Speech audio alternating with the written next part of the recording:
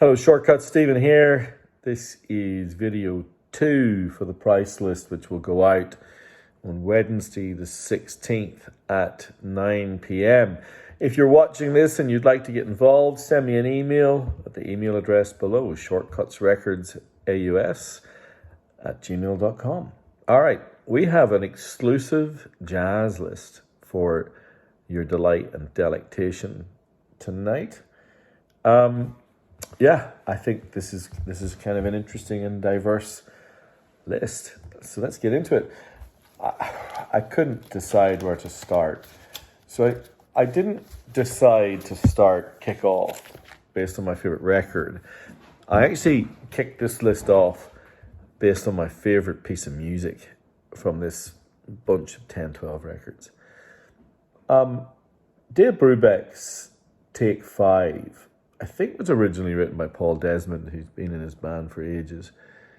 And it's a poppy, boppy number, albeit a more progressive song than many realise because of that incredibly catchy opening groove. But the song travels as it goes along, and it's pretty great, and that's just the studio version. The live version that is captured on this record, We're All Together for the First Time, is a revelation.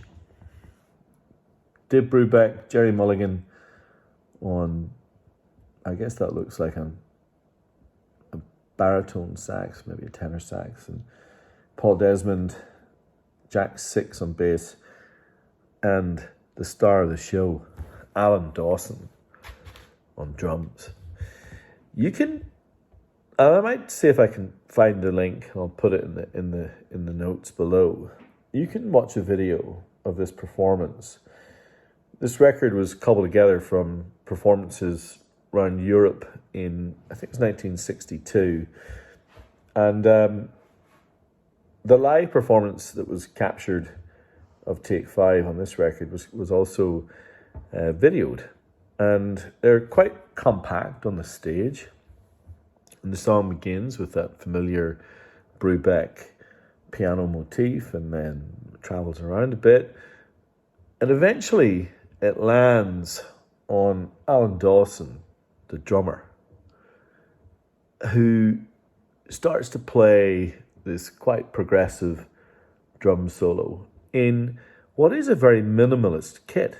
He has a couple of hi-hats, a few pat drums, bass, and he begins to produce the most exquisite demonstration of skill that, I don't know, I don't even think it's close. I think it's the best drum solo ever recorded, and there's not even anything in its stratosphere. It's just pure brilliance. And on the YouTube video, you see at one point Dave Brubeck turn away from his piano and kind of spin round on his chair, and he just stares at Alan Dawson with this smile on his face, just watching him play. And the drum solo goes for about 6 minutes. And that sounds horrible, right? Except it's not. If you're interested in this record, I suggest you do not Spotify this. Buy this record and put it on. Set yourself 16 minutes and play it on your system and experience it on record in a room with a glass of wine, and don't stream it. This song doesn't deserve that. I love this. I love this performance. And it's captured so well. Anyway, yeah, making me a bit emotional even just thinking about this song, because it is transformative. It's an amazing piece of music. Great record. We're all together again for the first time. How do you follow that? I don't think you can. Anyway, we'll try. This is Straight Life. Freddie Hubbard. Listen to the lineup for this record, Straight Life. George Benson, Ron Carter, Jack DeJohnette, Herbie Hancock, and Joe Henderson, as well as Freddie Hubbard. I listened to this for the first time today while I was working, and it's not what I expected. It's quite progressive. It's groovy. I understand from those who know Freddie Hubbard that there's a record in and around this time called Red Clay, which is supposedly the one. But I was reading up some of the comments earlier. A bunch of people say, I'm not sure that's true. I think the band on Straight Life are the best band he's ever played with. And so I'm curious, whoever grabs this, I'd love to know what you think of it. Because Freddie Hubbard obviously moved a long way in that year. I'm not sure what year this was released, probably 71 or 72. And 10 years previously, he was the trumpeter on this record. Herbie Hancock's debut album as a band leader.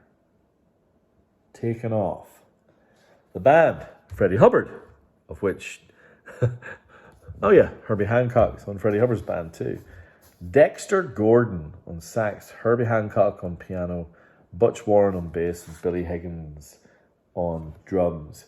So you're about to, if there's shortcuts bingo, you're about to tick something off the list. Oh, the liner notes are by Leonard Feather, who I love, just love. So last week, I think it was, who was it that picked up Headhunters? I think it was Dawn. And has this, fairly mad, more electronic version of Watermelon Man. Well, this is where Watermelon Man began. This is side 1, track 1, Watermelon Man, the original.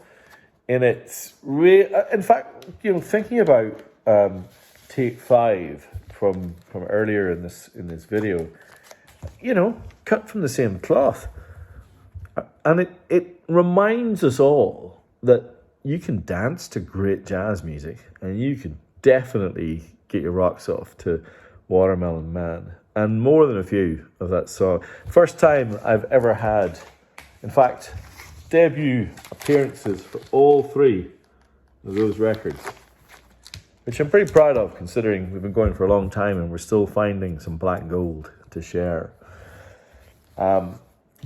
Some of the others here are new as well, but this one's been here for a while, and I keep bringing it back because I still can't believe it's in the box. This is the sealed version of Benny Green's Back on the Scene. This was the promo version of the BLP 1500 series that was done in Japan in the early 80s, where they used really high quality vinyl and the original tapes to replicate the original vinyl sleeve, little lips on the record, these kind of soap dust and all sorts of fun things. And you know what? It's still sealed. Anyway, I don't understand why that's not here, but it's still here, and it's mind-boggling. I've got a copy. I love it. Of course, it's pretty unusual. Benny Green is a trombonist. Now, this is the front of the Arresting record, Undercurrent, by Bill Evans and Jim Hall. Well, a lot of people think that's the sleeve. It's actually this. We've had this record a few times now, and I keep bringing it back because I keep getting wonderful, wonderful, beautiful copies of the record, but also it's fabulous. Piano and guitar and an interplay and kind of generosity of the playing that I I find really moving when I listen to that record. And it's not because it's sad, it's because it's beautiful. It really is. I'm going to admit, I've not listened to this next record. I got this because of A, who it is, but B, I also thought the sleeve was just wonderful. Look at that. I wish that I assume it came in a gatefold. This isn't a gatefold. This is a standard kind of side entry. But that must be Stanley Turrentine there, staring out at the waves coming in. Made in Japan. I wondered maybe if there might be a clue as to where that image came from. It's Salt Song by Stanley Turrentine, who's a bit of a Shortcuts cult favourite. Yeah. All right. Wow, some great records to come as well. Sarah Vaughan's debut album.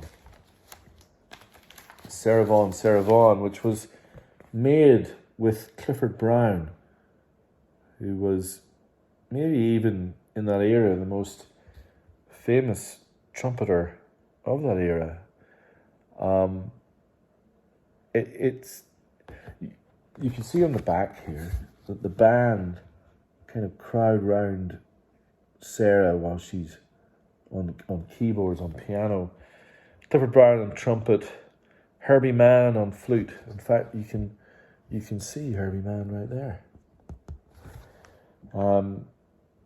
Jimmy Jones on piano, Joe Benjamin on bass, Robert Haynes on drums. Classic vocal jazz, mellow, beautiful debut in great condition. Now here's a revolutionary jazz record. This record appears in Rolling Stone, one of the few jazz records that appears in Rolling Stone's top 500 albums of all time. Hovers around the 200 to 240 position. And it's this, The Shape of Jazz to Come by Arnette Coleman. I think part of the reason this record, only his third record, has endured is because it fuses melody and adventure in a way that captured a moment in time for how jazz was changing. And it's all in the name, The Shape of Jazz to Come. He was predicting that jazz would become more adventurous.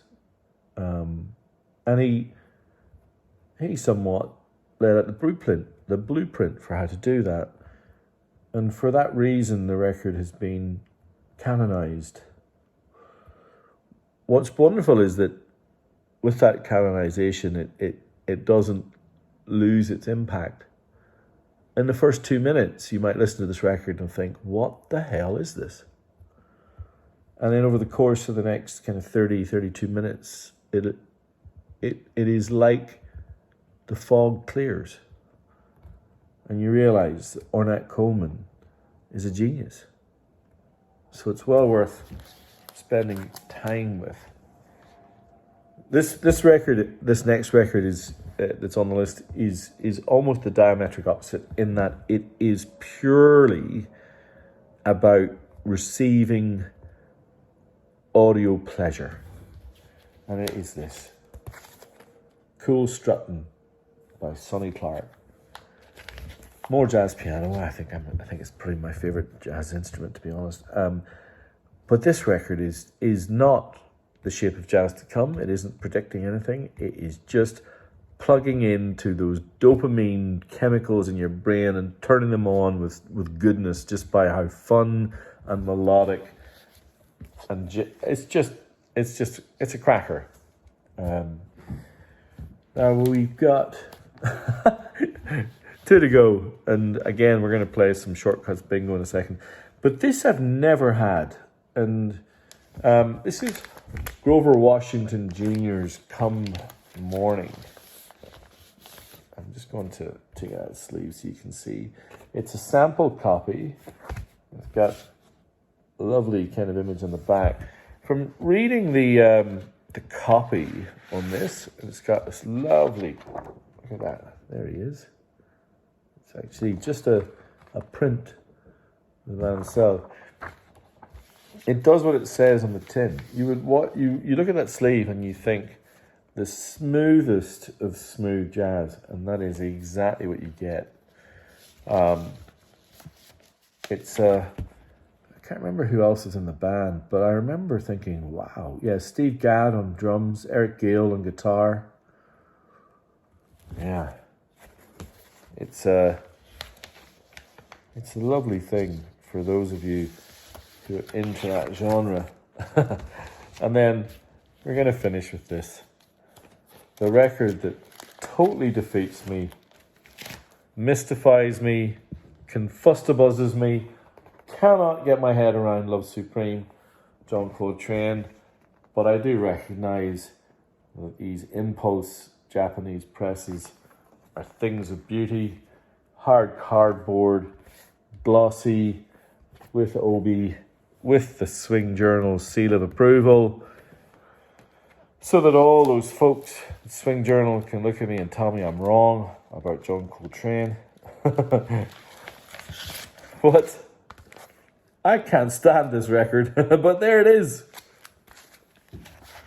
Apparently it's a classic. I just hear how I imagine a black hole might sound.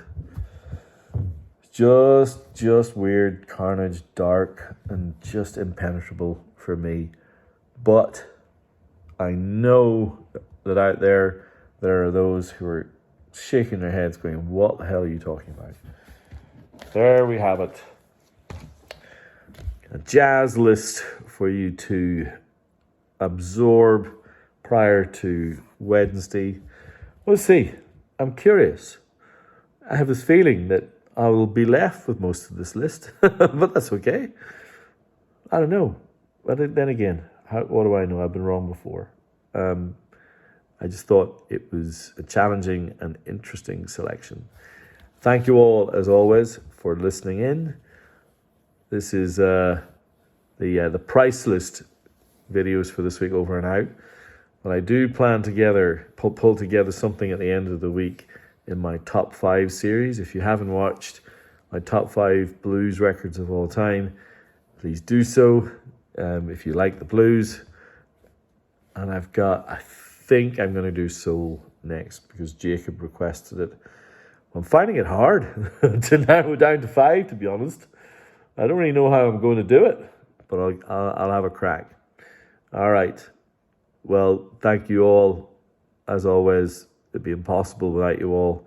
So anyone with any questions or wants to get involved, wants to be on the list for the pricing, just email me shortcutsrecords@gmail.com. Thanks again. Bye.